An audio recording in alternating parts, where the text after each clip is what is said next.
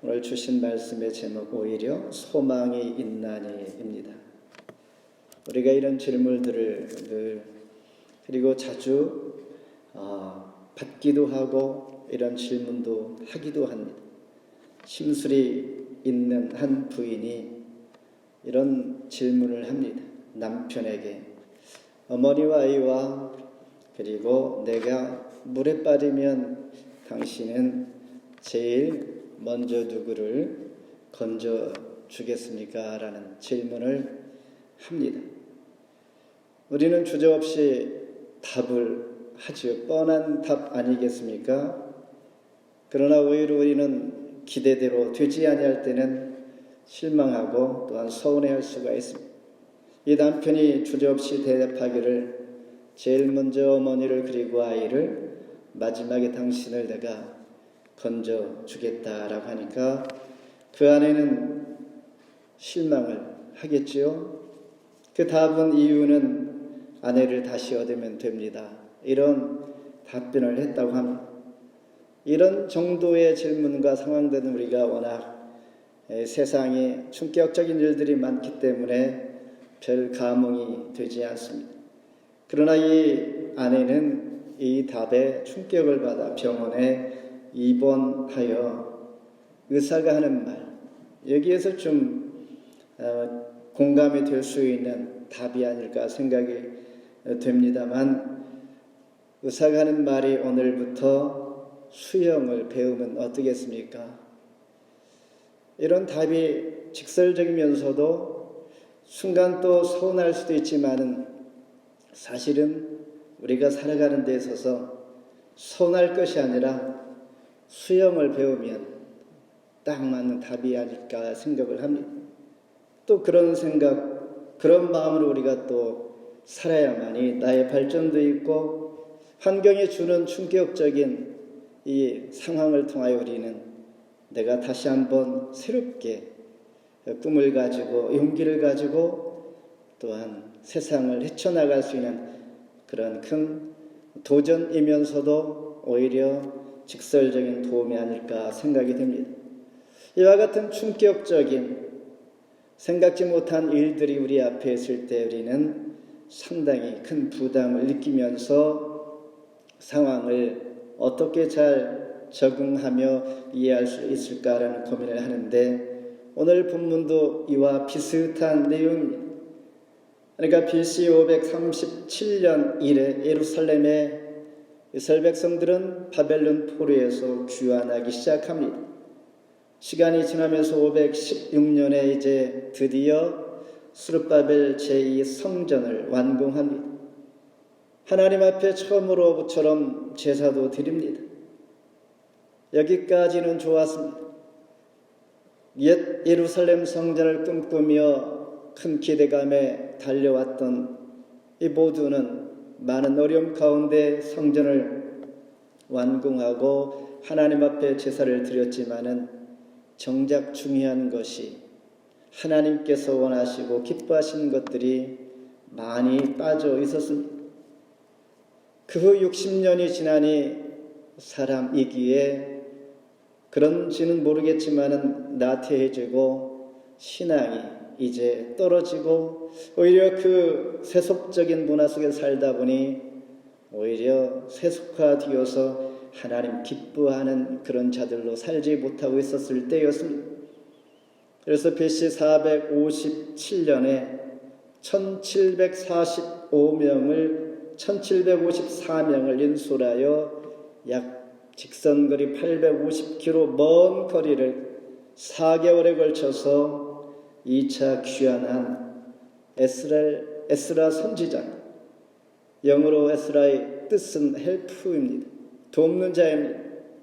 돕는다라는 뜻인데 그가 볼 때 신앙을 잃고 이방의 죄악 문화와 포로가 되어서 백성들이 하나님과 멀어져 있음을 보고 충격을 받게 됩니다. 이와 같이 저와 여러분이 하나님을 모르는 땅에 살다 보면 1, 2년은 괜찮겠지만 수십 년 지나다 볼 때 우리는 내 자신은 물론 또한 가족과 자녀들을 신앙으로 잘 지켜갈 수 있도록 키워갈 수 있고 책임질 수 있고 신앙을 바르게 갖게 할 수 있는 그런 용기와 믿음 나에게 있는가? 오늘 말씀을 통하여 우리가 이민 사회 살아가면서 나와 가족들의 신앙을 변함없이 변질되지 아니하고 잘 지켜갈 수 있는 이거 하나만 지켜갈 수 있다면 우리는 정말 성공적인 인생이 되지 않을까 생각하면서 교훈의 시간 되기를 바랍니다. 첫 번째, 기도하며 죄를 자복하는 에스라. 1절 한번 같이 읽습니다. 에스라가 하나님의 성전 앞에 엎드려 울며 기도하여 죄를 자복할 때에 많은 백성이 크게 통곡하며 이스라엘 중에서 백성이 남녀와 어린 나이에 큰 무리가 그 앞에 모인지라. 열왕기와 역대기서는 유다 왕들에 대한 이야기, 우리가 이 정도는 알고 있죠. 열왕기서는 쉽게 얘기하면 하나님을 찾을 때 복을 받고 하나님을 떠나면 복을 받지 못하고 망해, 이런 뜻입니다. 역대기서는 여호와를 그러므로 찾아야 한다라는 교훈을 우리에게 계속 심어줍니다. 그렇다면 오늘 본문을 다루고 있는 에스라의 핵심은 무엇인가? 하나님은 하나님을 진실로 찾는 자를 돕는다라는 뜻입니다. 누구나 쉽게 말할 수 있는 것이지만 사실 살다 보면 쉽지 않습니다. 지식으로 신앙의 경험으로 많은 훈련을 받았다고 되는 것도 아닙니다. 내 마음속에 이런 핵심을 가지고 있다면 우리는 하나님과 멀지 아니하고 또한 나쁜 신앙도 아니고 좋은 신앙이다라고 볼 수가 있습니다. 하나님은 진실로 찾는 자를 돕는다. 에스라는 울며 자복합니다. 서두에 말씀드린 것처럼 상황을 보면서 에스라가 볼 때 정말 그냥 두고 볼 수 없는 하나님 앞에 얼마나 부끄러운지 회개하면서 자복을 합니다. 회개하고 회심하고 하는 일들은 예수 믿기 전의 사건들을 우리가 경험하게 되는 것이죠. 하나님을 등지고 살던 자가 주께 돌이키는 것, 이것 또한 회개와 회심입니다. 정확히 말하면 회심은 우리의 마음의 중심을 하나님께로 돌이키는 것입니다. 회개라는 것은 미움과 상처와 관계 속에서 갈등이 있는 이런 것까지 하나님의 자녀답게 우리가 돌이키는 것을 우리는 회개다라고 말하고 있습니다. 그러니까 우리가 정말 회개하는 마음으로 서지 않으면 하나님께서 함께하지 않는다라고 볼 수가 있습니다. 이런 마음까지 우리 삶 가운데 돌아서는 것, 마음뿐만 아니라 미움, 상처, 갈등, 또한 하나님 자녀답지 못한 이 부분들이 나에게 발견되어진다면 하나님 앞에 과감하게 돌아설 수 있는 이런 마음, 사람마다 죄악의 뿌리들이 늘 있습니다. 교만이라는 것이죠. 영어로 교만은 프라이드 이렇게 표현할 수가 있는데 하나님 보시기에는 인간의 매우 나쁜 고질병입니다. 영적인 경계를 우리가 풀게 되면 언제든지 나올 수 있는 이 프라이드, 교만한 인간의 고질병, 이스라엘 백성에게의 고질병이 다시 한번 도진 것입니다. 이런 상황에서 에스라가 기도하며 죄를 자복하게 되는 것이죠. 어떤 제자가 임종이 가까운 스승을 찾아와서 많은 것을 가르치고 교훈을 남긴 스승에게 묻습니다. 어떻게 하는 것이 가장 지혜로운 삶입니까? 라고 할 때에 스승이 말하기를, 그렇지, 시간이 지나면 지날수록 날카롭고 강한 것들은 사라지는 법이고 혀와 같이 부드러운 것만 남게 되는데 젊었을 때에는 매우 날카롭고 강하게 부러질 정도로 별것 아닌 거 가지고 고질병으로 살아왔던 모습, 그러나 시간이 지나면 다 사라지는 것이요, 남는 것은 부드러운 것, 이 모든 것은 성령의 도움이 필요하지. 그러면서 갈라디아서 5장 22, 23절에 오직 성령의 열매는 사랑과 실학과 화평과 오래 참음과 자비와 양선과 충성과 온유와 절제, 이런 거지. 시간이 지날수록 이런 것들이 나를 지배하고 이렇게 돼 가는데, 이것이 바로 스승이 말할 수 있는 진정한 교훈이고 우리가 추구해야 할 그리스도인의 모습이다라는 것. 에스라 선지자는 하나님 앞에 자복하여 많은 변화, 모든 백성들이 주 앞에 나와 한 마음이 되어서 그들의 죄를 돌이키면서 그에게 감동을 받아 자신들의 잘못되어졌던 모든 것들이 하나님 앞에 부끄럽고 함께 자복하게 됩니다. 이처럼 우리 모두는 쉽게 말할 때 내가 세상을 바꾸어야지라고 생각하는데, 세상을 바꾸려 할 것이 아니라 내 자신이 하나님 앞에 나와서 철저하게 회개하고 하나님 앞에 복음을 증거하지 못한 이런 부분들을 회개할 때, 회심할 때 하나님께 복을 받게 되어지고 하나님께서 우리를 향한 진정한 소망이 내 자신에게 있다라는 것입니다.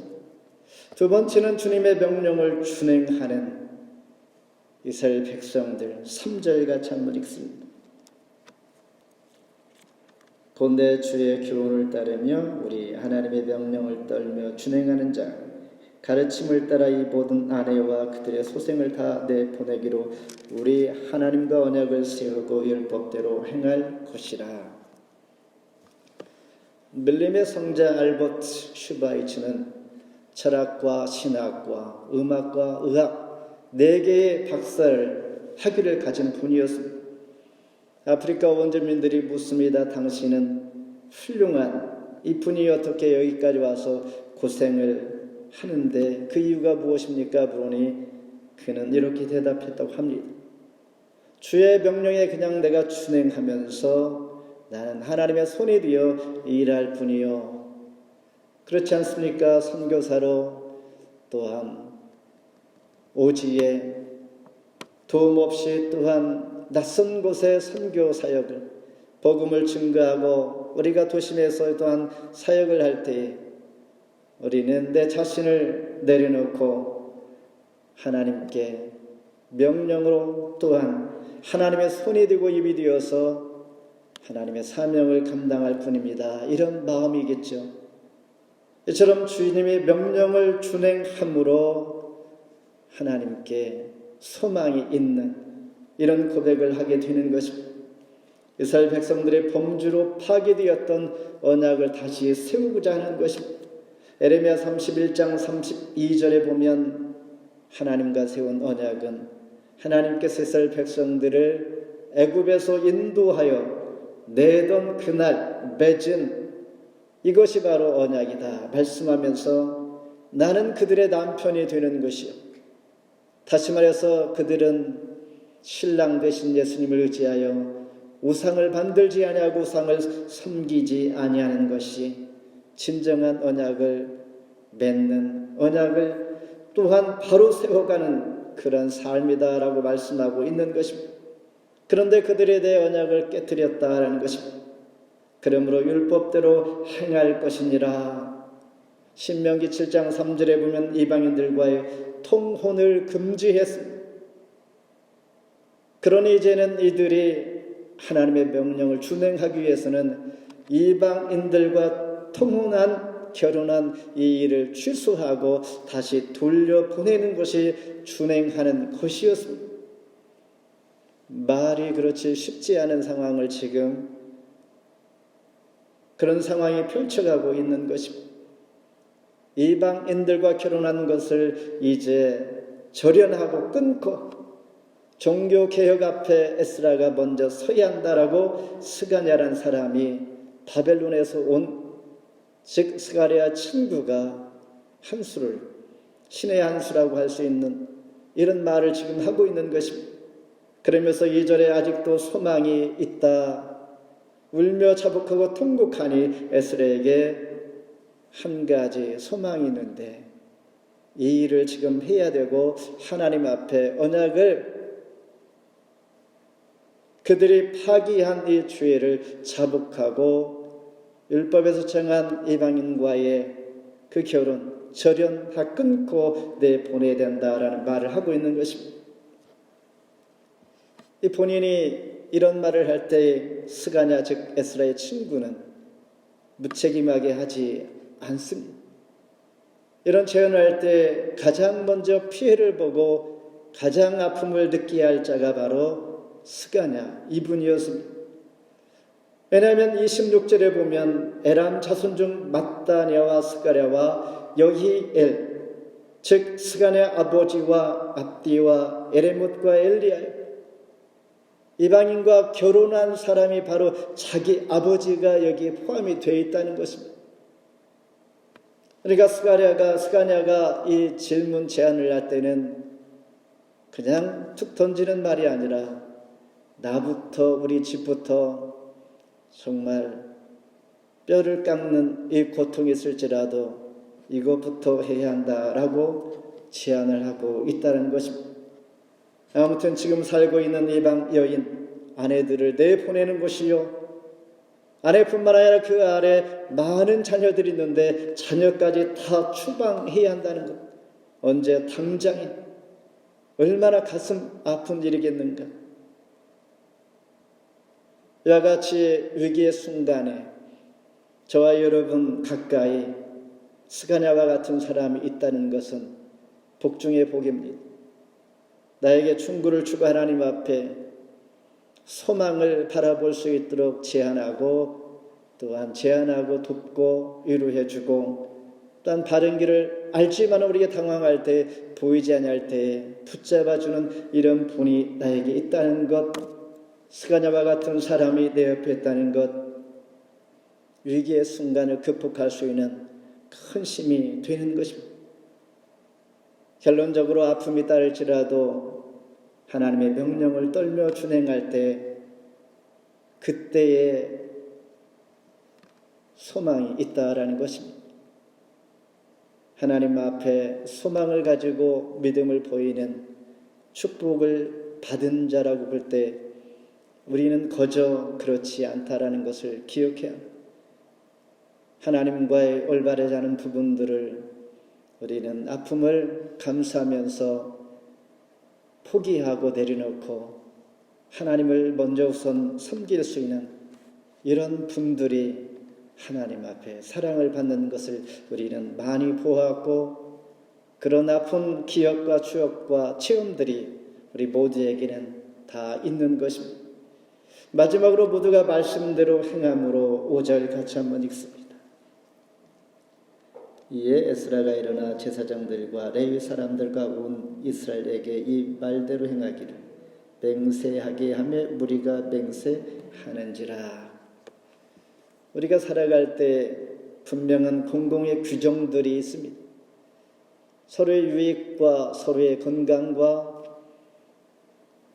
밝은 행복과 사회를 위해서 공공의 규정들이 있는데 여기에 맞서는 무리들이 항상 있는 것이죠. 즉 반대하는 자들이 있다라는 것입니다. 다 이유가 있겠지만은 공공의 유익과 서로의 건강을 해친다라고 생각하면 우리는 그 공공의 법을 따라야 합니다.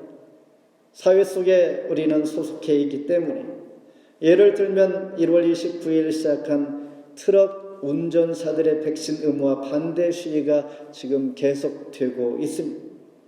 이게 점차 확대되어서 오타와에서 시작한 이 시위가 최근에 보니까 미국과 캐나다 국경이 봉쇄되기도 한다고 합니다. 윈저와 디트로이트 즉 캐나다와 미국 이 경계에서 엠버스더 다리를 받고 물류의 20%를 가로막아 제대로 소통이 안 되니까 결국 물가가 오르고 그리고 자동차 부품이 조달이 안 되니까 자동차 가격이 오르고 포드 같은 경우는 옥빌에 있는데 여기 공장 GM, 토요타 이런 공장들이 가동을 중단하기도 하고 단축하기도 하고 이런 불편들이 구슬 안에 우리가 다 느끼고 받게 되는 것입니다. 그런데 성경에 보면 이와 반대로 전혀 말도 안 되는 명령 앞에 순종하여 복을 받은 경우가 참 많습니다. 말도 안 되는 경우의 명령. 이래서 이스라엘 백성들의 강한 점령하기에 최초로 정복하게 되는 여리고 성, 말도 안 되는 하나님의 명령이 있었습니다.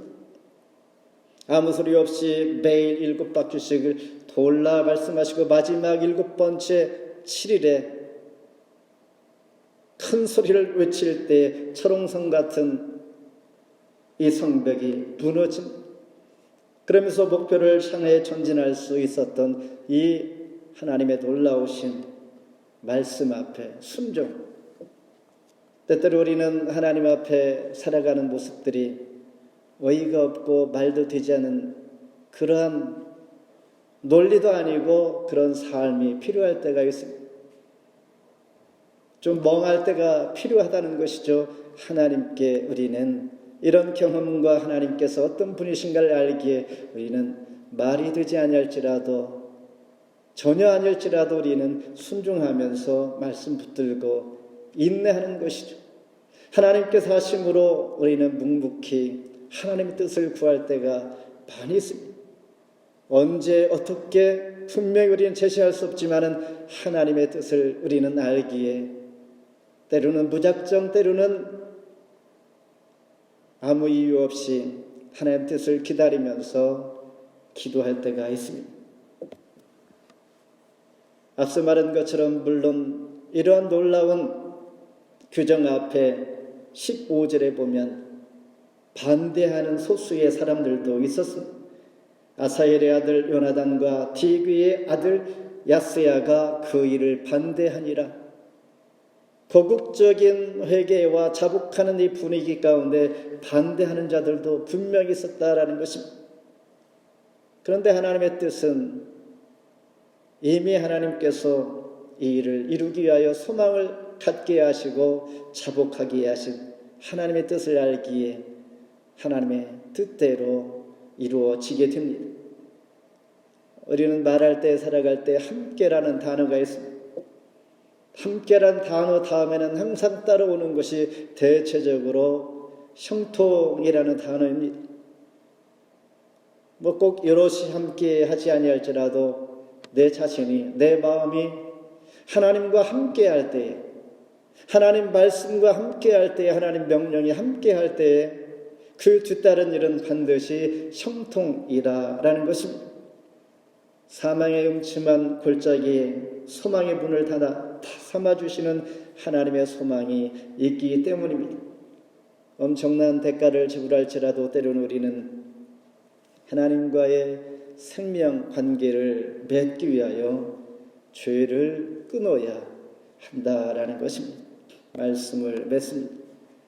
오늘 말씀을 기록하고 자복하는 에스라 선지자, 아닥사스다 왕의 총애와 존경을 받는 학사 겸 제사장이었습니다. 이런 훌륭한 분이 바벨론에 남아있으면 세상적으로 잘 먹고 잘 살고 걱정이 없는 훌륭한 분이었습니다. 그런데 하나님께서는 때가 되니 이 분을 예루살렘에 보내어서 그가 상황을 보고 말씀이 없음을 보고 수염을 뜯고 옷을 찢으며 자복합니다. Build back better with God's words. 하나님의 말씀으로 돌아가는 것이 더 좋다라는 것입니다. 그래야 할 때 오히려 소망이 있음을 알았던 에스라 선지자. 에스라는 성경을 연구하는 사람이었습니다. 오랜 동안 성경을 보니 하나님 말씀이 없는 곳에 어떠한 결과가 있다라는 것을 그는 잘 압니다. 이스라엘 통일 왕국이 왜 남북으로 갈라졌는가? 솔로몬이 이방 여인을 접하게 되면서 이방 여인들이 가져오는 우상 숭배, 잘못된 결혼을 통하여서 결국은 남북이 갈라지게 됩니다. 그 영향이 북이스라엘까지, 북이스라엘 역사에 시도 없이 어느 날 사라져버렸습니다. 남유다도 마찬가지로 우상 숭배로 바벨론 포로가 되어버렸습니다. 그런데 또다시 포로가 되어서 큰 꿈을 가지고 예루살렘에 왔는데 이들이 우상을 섬기고 하나님 말씀을 잊어버리고 신앙을 잊어버린 이 모습을 보니 에스라 선지자는 분명히 다음 단계가 어떠한 상황이 펼쳐진 것을 너무나 잘 알기에 그는 견딜 수가 없었던 것입니다. 이방 문화에 젖어 이방인 통혼의 심각한 우려를 느낀 에스라의 이 고백이 거국적으로 종교 개혁이 일어나는 내용이죠. 마태복음 7장 26절에 이 말을 듣고 행하지 아니하는 자는 그 집을 모래 위에 지은 어리석은 사람 같으니라. 하나님 말씀 없이 하나님 동행하지 아니하고 하나님 뜻대로 하지 않는 것은 아무리 우리가 오랜 세월 집을 지을지라도 모래 위에 지은 집이다라는 것입니다. 우리가 미래를 바라보고 지금 걱정하는 이유는 열심히 살지 않아서가 아니라 노력하지 않아서가 아니라 그런 일들은 먼 미래에 머지않은 때에 하나님과 관계없는 일로 실패하고 낭망할 일이기 때문에 우리는 걱정이 되고 그 일을 그냥 막고 싶은 것이죠. 하나님을 알기 때문에 신앙생활을 하다 보면 그런 것을 경험하죠. 저건 아닌데 라고 할 때 지금은 힘들고 분포노력 할지라도 갈등할지라도 하나님과 함께 할 때에 그래도 하나님께서 책임져 주시고 인도하시는 그 소망이 있음을 볼 때 우리는 그래 인내하고 참으면서 수고하자라고 말할 수가 있는 것입니다. 왜냐하면 하나님의 형상대로 지음받은 사람은 하나님의 은혜 아래서 우리는 늘 함께 살아가며 하나님 은혜 속으로 들어가야만 되는 것이죠. 죄를 미워하며 자복하며 주의 말씀을 두렵고 떨림으로 준행하는 것. 그러나 우리는 이런 이론과 말씀은 많이 들여왔는데 혼자서 하기는 쉽지 않습니다. 하나님은 이렇게 말씀합니다. 스가랴 4장 6절에 만군의 여호와께서 말씀하시되 이는 힘으로 능으로 되지 아니하며 오직 나의 영으로 되느니라. 하나님의 은혜를 구하면서 한 주간도 오늘 내 마음 가운데 남게 되어지는 교훈 또한 메시지가 있다면 붙들고 승리하기를 주의 이름으로 축원합니다. 기도하겠습니다.